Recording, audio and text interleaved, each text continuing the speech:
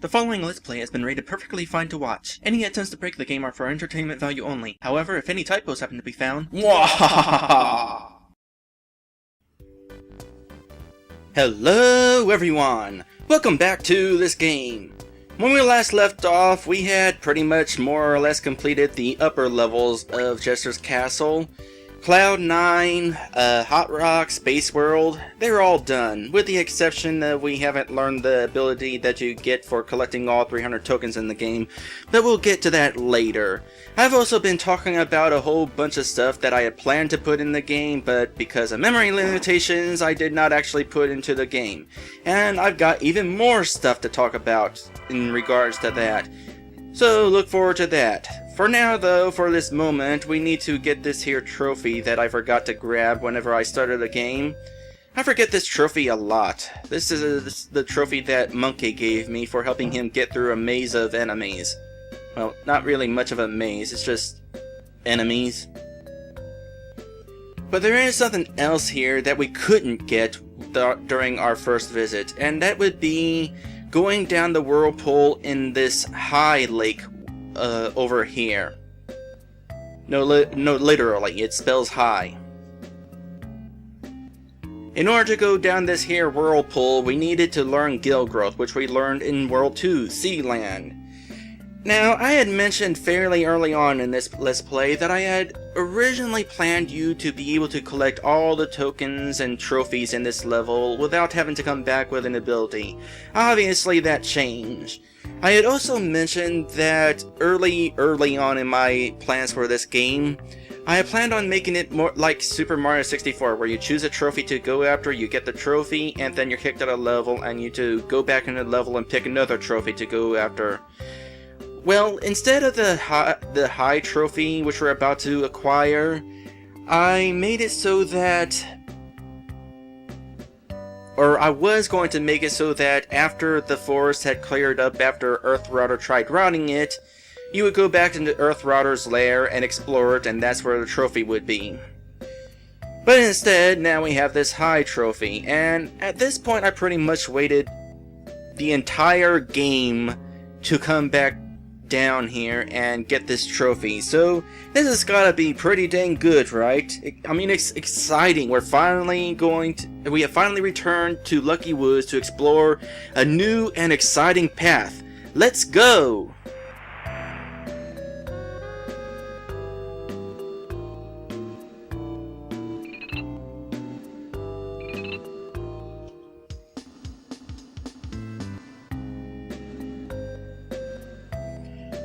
Okay, I take that back. This is the lamest trophy in the game. I mean, all it is, you're just going through this small room to grab the trophy. The only obstacle is a whirlpool. I mean, this is lame. It's the equivalent of being told that, hey, this door is locked. So you go find the key and then finally come back, open the door, and it turns out that the door was just an entrance to a closet, and there's the trophy sitting on the shelf.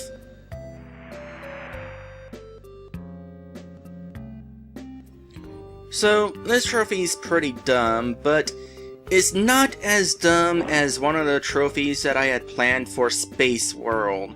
Do you remember a few episodes back when I had to go through that room with the flashing lights and the narrow bridge in order to get a trophy? Of course you remember it. It was only 3 episodes ago.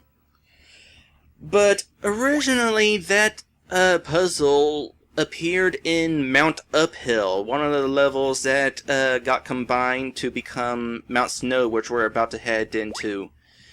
In Mount Uphill, you would encounter this cave with a miner inside it, and the miner was having troubles because you had this narrow path and going through the mines, obviously ledges that you could drop off of, and I don't know, I take that back. Maybe there weren't ledges to drop off of. Maybe it was only flashing lights. Huh. Well, things are still about to get dumb, so I'll continue explaining it. So, basically, flashing lights just like it is in Space World. I can't remember if I saved. Until you eventually reach the end, fix the light problem, and got a trophy. And there were multiple paths to take. I think maybe it would have been like a maze. One of the paths would have led to the MP token. As for the trophy in Space World, where you had the flashing lights across the narrow path, you're probably wondering, if the flashing lights puzzle was in Mount Uphill, then what was in Space World? Pretty much the same puzzle that's there now, except with the challenge stripped away. You had the narrow path where if you step off the edge, you get sent to the floor below, but there were no flashing lights, which is pretty dumb. I mean, I'm looking at my notes, and as far as I can tell, I wasn't planning on there being any special obstacles that you had to like dodge around or anything. I probably was just assuming that the player would at some point accidentally walk off the ledge with no reason to accidentally walk off the ledge unless they're just really clumsy. So I gotta say, I'm pretty glad that I made the decision to make it so that you had to deal with flashy lights, but the fact is, I still planned on having the trophy, the task to get the trophy, be dumb, and so it is dumb.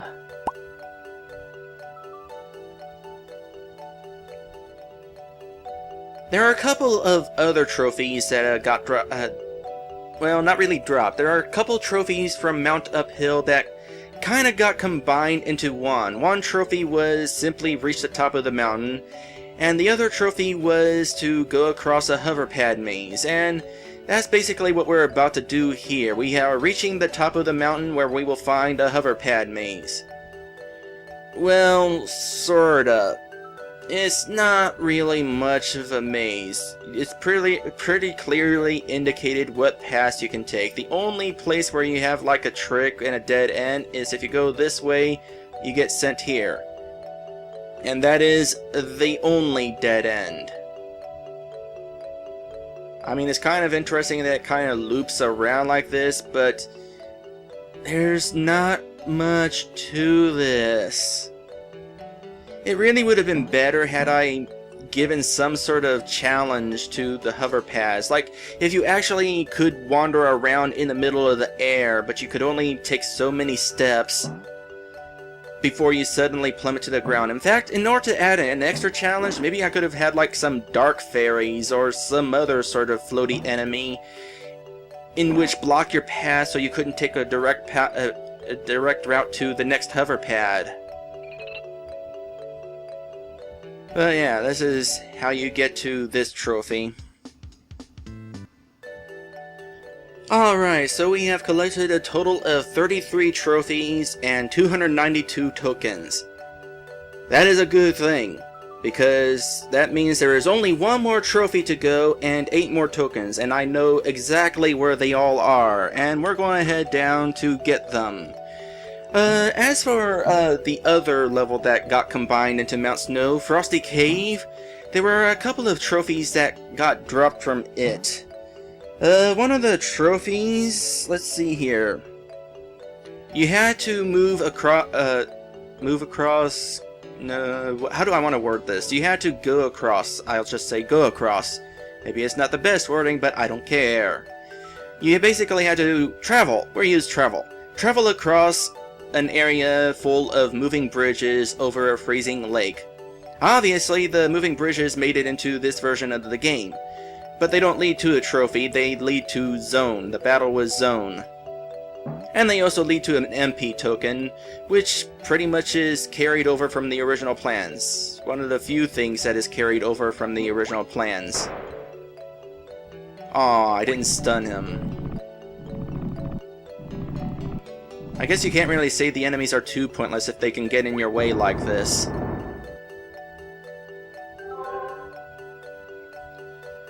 As for the last remaining trophy that did not get carried over into this version of the game, once again it was in Frosty Cave, and you had to dive to the bottom of an icy lake.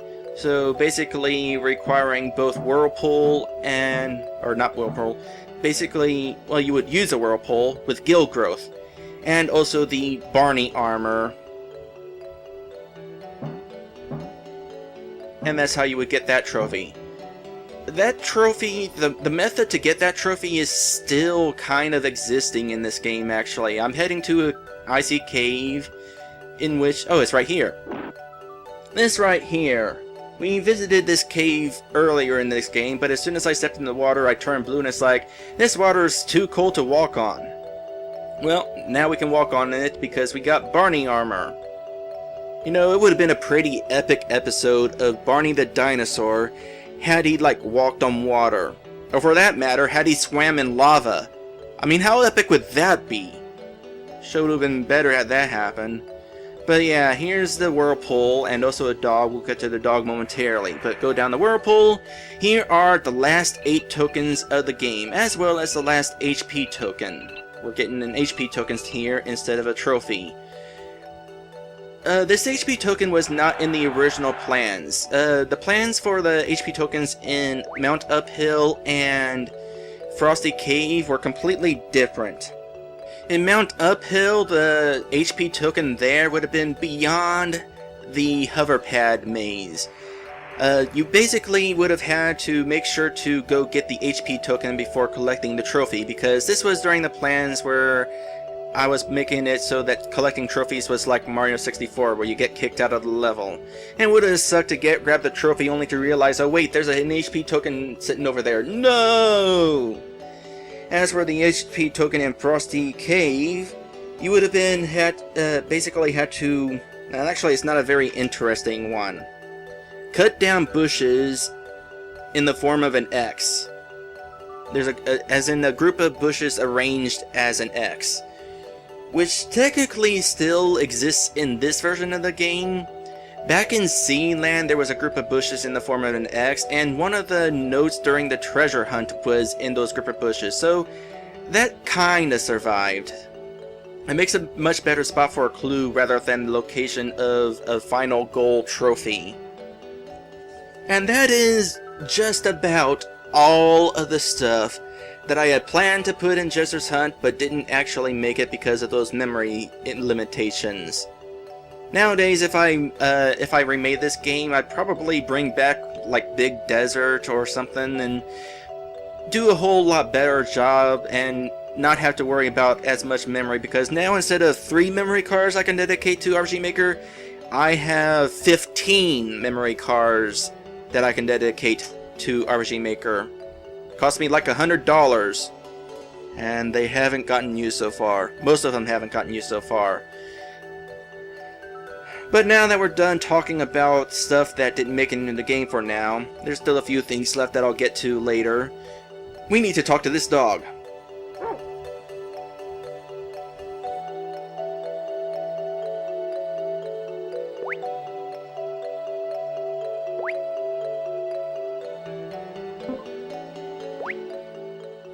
Walking on all fours sounds uncomfortable. Maybe if I actually turned into a dog instead of just looked like a one, I'd do it. That would be really interesting if... Actually, that actually makes form swap kind of lame, because you're not walking around as these characters that you're turning into. You're not actually turning into, it's just an illusion. Of course, that means when we actually decide to use form swap, that Mr. Knight is from henceforth going to be walking around on all fours, so that's kind of interesting. By the way, in case you couldn't tell, I was not reading the dialogue there. Well, technically I was, for the sake of pacing, but I'm going to edit out me editing the dialogue, because some people don't like it when you read the dialogue, but I want to keep the pacing, so I'm compromising myself. I'm reading the dialogue for pacing so that I know people are keeping up, usually, but I'm editing out me reading the dialogue so that people who don't like reading dialogue won't get... people who don't like listening to Let's Players read the dialogue won't get annoyed by me reading the dialogue. I'll keep in moments of me reading the dialogue if there's like a comment I have to make about it. But that's what's going on. Maybe this is a good idea, maybe it isn't. You can just give me your own opinion. Anyway, back to this.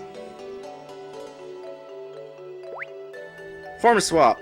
And he's only using form swap, which of course uses 0 crystals. I guess it's interesting that I have him using form swap like that for consistency.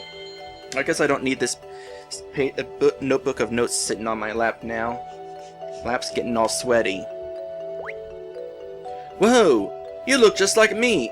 Actually, I have a real good question here. If this is just an illusion, if Mr. Knight is just crawling around on all fours as a knight in shining armor while everybody else sees him as a dog, how does that make him able to understand the dog? Whatever, plot convenience.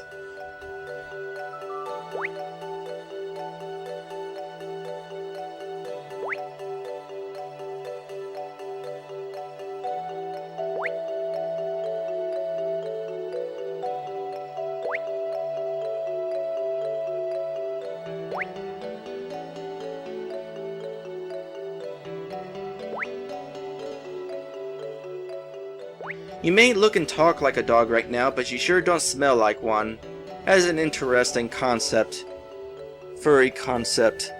I could go into more detail about sense of smell, but that would be like deviating way off topic.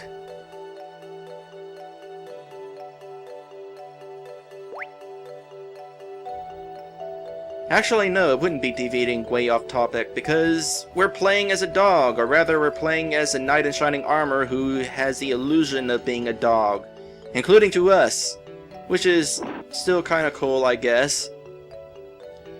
Of course, if we leave this level, we're going to change back to normal. That's how it works. Would have been interesting had I been able to make it so you could like wander into other levels as a dog. That would have been an interesting gimmick, actually, if other trophies in other levels require that you turn into a dog or some other form. I would have had to make sure to make it plenty obvious that you're supposed to do that, of course. But going back to the whole sense of smell thing is kind of an interesting thing. One of those things that kind of interests me in the furry fandom. What is it like to have like a stronger sense of smell? Like a dog sense of smell? I mean, I'm not about to go around sniffing butts, that's just nasty, but it would be kind of interesting if I'm standing here, I'm looking at these trees, and all of a sudden, hey, wait a sec, I can smell this person behind me. Would be pretty interesting. Oh, speaking of this person, do you remember this place? This person was looking for her lost dog.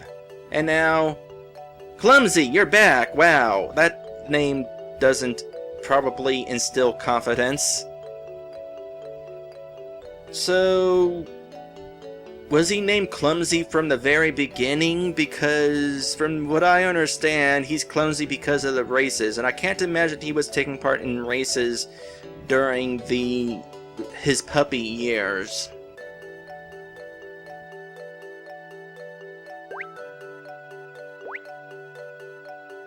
Evil Dog Racer. That is a lame name. So we got Dog Racer Lady and Evil Dog Racer. The names are kind of lame. The reason I named them like that is because I thought it would be silly in their simpleness, but I don't know. Are they silly or are they just lame? What do you guys think?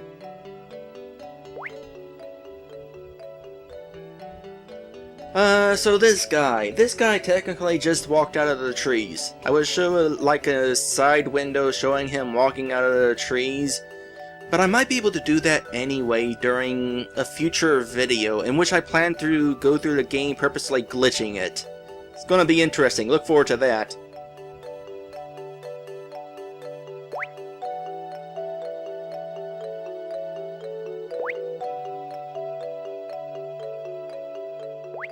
I tell you what, I'll sit out this race. If you can even get to the finish line, I'll forfeit the race. And the reason why I'm doing that is because I have no idea how I would actually make it so this guy actually raced against you.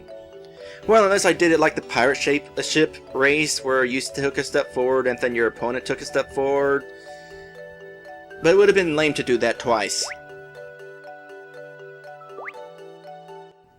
And so we have this minigame. And there's you. In older versions of Jester's Hunt, you were in front, but I thought that would have been, I don't know, too coincidental, too convenient. Not to mention, would you really put a dog named Clumsy in the front row? So, this minigame. I mentioned a while back when I was exploring this level the first time that one of the first things that I programmed into the game was the moving bridges puzzle, because I wanted to make sure that would work. And this is the other thing that I was trying to figure out how to make work. I wanted to have a dog sled race, but it's like, how exactly do I want to go about it? And so I came up with this. Also, you can tell that that's me standing there because I was the first one who started walking. My timing is awful! But basically, this is how this works. Let me think here. Where am I? I think that, in actuality, even though it says that's me standing there, that's not actually me. Rather, this is a situation like, in other locations, where we have one event that is the main event, and all those other dogs surrounding the main event are just duplicate events. As for me, I'm probably sitting somewhere off screen. In fact, yeah, I am sitting off screen. I am sitting like way below off screen, and this time I am going to be showing off like event placement in a side screen. I'm sitting down there surrounded by a group of events. One event reacts if I bump into it, and well, they all react if I bump into them. But they do different things, because the one that's facing sitting above my location reacts if I bump into it, and since it's above me, that means I must be pressing up. And we got all these trees around here, and they are sliding on the snow. And the reason they are sliding on the snow is because they are actually, well, they're sliding on the snow. They are all a ton of duplicate events based on one event. The group of events that are sitting around me down below the screen are telling this group of trees to move a different direction depending on which event I'm bumping into. And they actually can tell whenever I bump into a tree. For example, if I... well, let me at least get a little closer to the end of the thing here. So, if I do this, I bump into the trees and I automatically lose. This is a very complicated thing, by the way, because I have to keep track of coordinates, and that is not an easy task when your only method of measuring your location is a whole bunch of switches where you're either on or off a specific spot. I'm going to have to like show off the eventing here. It's hard to explain without looking at it. I mean, just look at how complicated and how many pages there are just for pressing left. You got like keeping track of how far you are on the horizontal scale, that's one set of switches, and then there's also a set of switches that are dependent on your vertical scale. Now, it's not exactly keeping keeping track of every single location you're sitting at. Thank goodness, because there's going to be a lot of spaces where you can safely move to the left without bumping into anything. It's more like not exact coordinates, but a range of coordinates is what I'm keeping track of. But yeah, there's definitely a complicated minigame there. Very complicated. I'm actually kind of proud of it because of how complicated it is, but it's not the most... it's not the most, the interesting minigame. If you're not familiar enough with RPG Maker, yeah, that's that.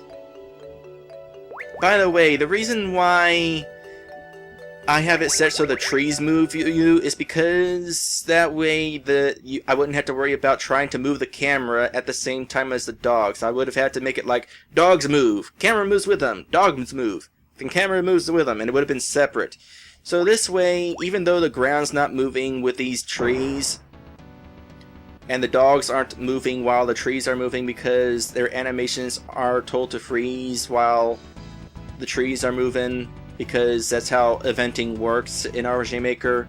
Stuff stops moving whenever you have other stuff going on. I forgot where I was in this explanation. But basically, yeah, the trees have to move.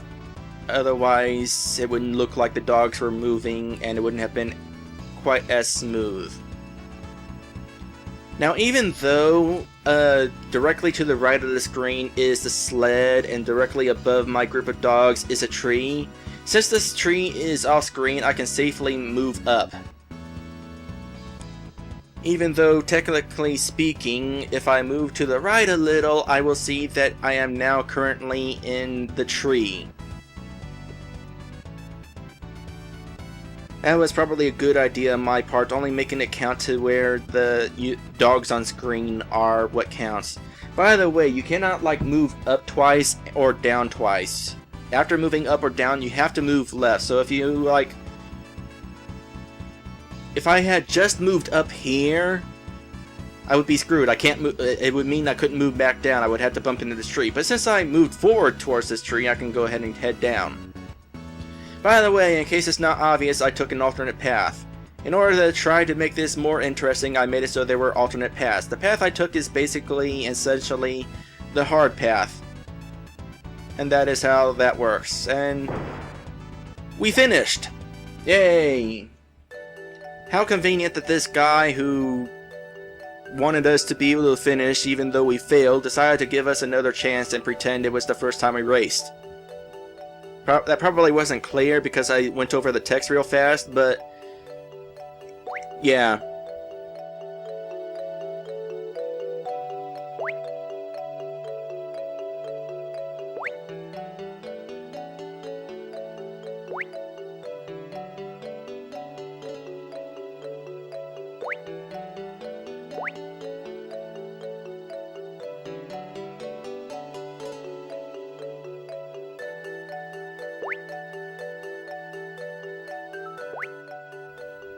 I forgot to talk to the other dogs before the race.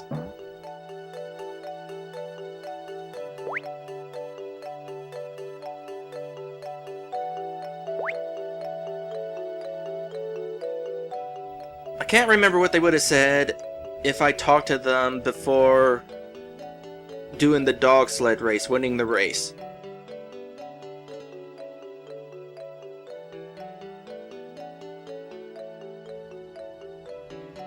And since those dogs weren't full, this dog is because this dog has a cold and can't smell. Good job in the race, Clumsy. Keep it up and you'll need a new name. Oh, okay, so there was like name changes going on. Now, as for the remaining trophy, we won the dog sled race, but we didn't get a trophy. That is because the trophy is... Oh, by the way, I put this rock back for future reference. The dog sled race, or the trophy in which we should have gotten for winning the dog sled race is now here.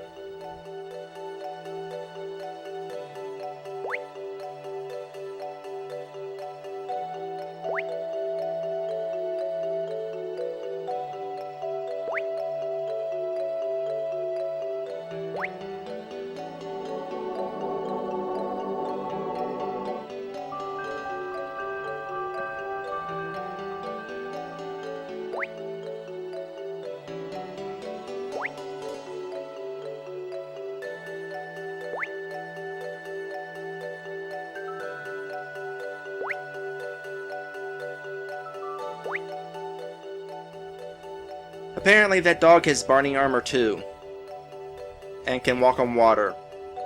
Then again, probably anybody could walk in water in this game. By the way, it's pretty bad whenever you're failing during a race because you feel like the crowds are watching you and it's making you nervous, and there aren't any crowds. Also, that was the last trophy. We now have a total of 34 trophies.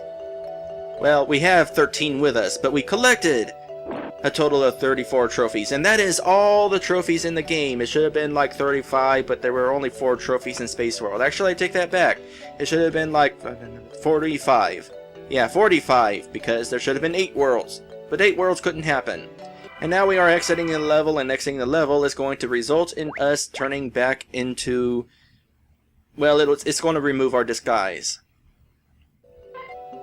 Just for funsies, I want to find out if this here dog, oh, I forgot to come back here. Oh, Clumsy would have said something had I come back and talked to him while still as a dog. As for Dog Racer Lady, you're the one who took Clumsy's place, right? How do you know that? Can you talk to the dogs?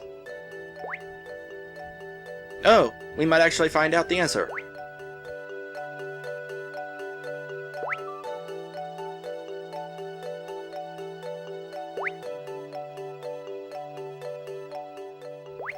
Well, it's a good thing that the other person didn't actually race against us, because considering in that pack we had a human in armor crawling on all fours, I imagine their progress was quite pathetic during that race. I mean, they could only move diagonally or left and whatever. I'm trying to make a joke there, but it failed. Alright, so we have collected all the tokens in the game, and we have collected all the trophies in the game. We're going to get our reward for collecting all the tokens later, but first, we are going to get our reward for collecting all the trophies. So, as a reminder, if you flip these here switches in the right order, you make a door appear. In this room, we have a line of these things. And you just place trophies down in order to get into the next room, where you have more rope shelves things in which to place trophies down. And this is going to unlock the last door, or make it appear.